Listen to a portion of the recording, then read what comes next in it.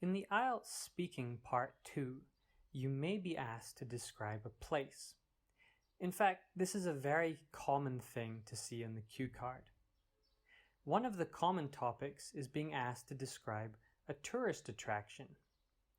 It may be some place you want to visit or some place you already have visited. But how can you describe a tourist attraction?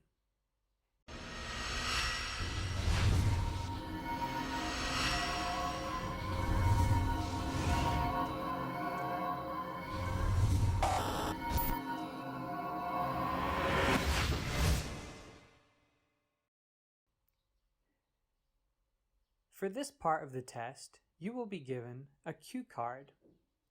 On the cue card, there will be things for you to talk about. You must talk about each of these items, with the total speech lasting for 1 to 2 minutes. You have 1 minute to prepare. Your IELTS Speaking Part 2 cue card may look like this. Describe a tourist attraction that you have visited. You should say what the attraction was, when you visited it, why you went there, and whether you enjoyed the visit or not. It may be different, so pay attention to the exact words used. You need to talk about all parts, so don't forget anything. It is helpful to make notes about each section if you have time, maybe just a word of vocabulary that you want to remember. One of the hardest things for an IELTS student is quickly choosing a subject to talk about. Honestly, even a native speaker might find this difficult. If someone asked me a really obscure question, it might take me a long time to plan out a good response.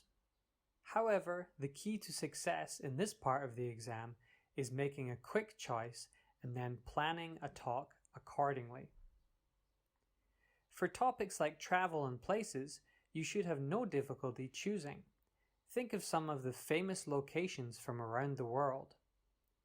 The Eiffel Tower, London Bridge, the Acropolis, the Pyramids, the Great Wall of China, and so on. Just pick one that you can think of and then plan your talk. Don't waste time choosing a place.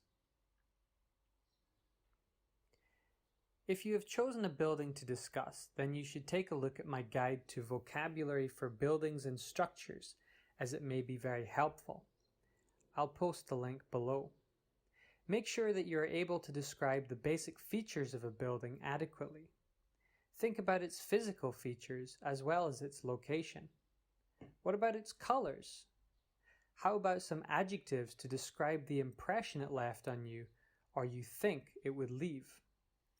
Magnificent, overwhelming, stunning, exotic, fascinating.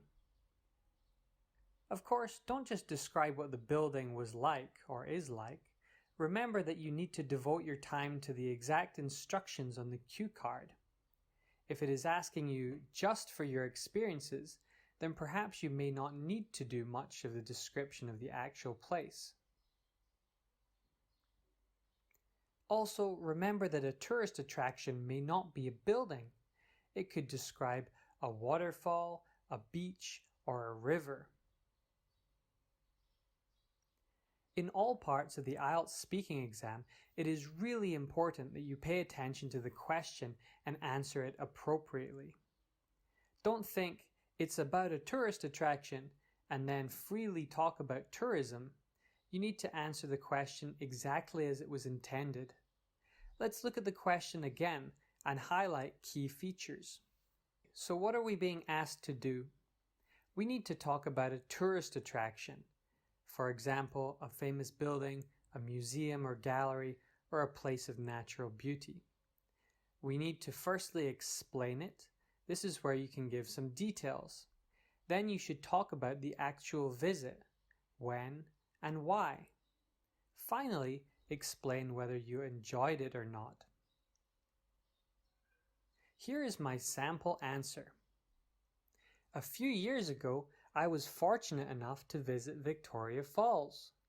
This is a giant natural waterfall in Africa, considered one of the greatest sights in the world. It's located on the border of Zimbabwe and Zambia, so you can view it from either side. I traveled through Zimbabwe by train in order to reach it. The journey took a long time, but it was worthwhile. I had heard about Victoria Falls during my childhood and always wanted to visit because it seemed so magnificent to me. You often see it in books and movies, and it appears like this magical place that couldn't possibly exist in the real world. When you're about 50 miles away, you can already hear it because it is so loud and the water vapor goes so high into the atmosphere. Nearby, it is just stunning to be close to this phenomenal spectacle. I really enjoyed my time there, but actually it was very expensive. That didn't ruin my experience, but it would have been nicer to enjoy it without worrying about the cost so much. One final piece of advice: when you're practicing for the IELTS Speaking Part 2, remember to pace yourself. Don't speak too fast or you'll finish in less than 1 minute. Also, don't speak too slowly because you might go longer than 2 minutes or you might find yourself speaking in a very unnatural way. Well, I hope this lesson has been helpful for you. If you liked it, please give me a thumbs up and don't forget to subscribe to the channel. I'll put the transcript of this lesson on my website and the link will be down below.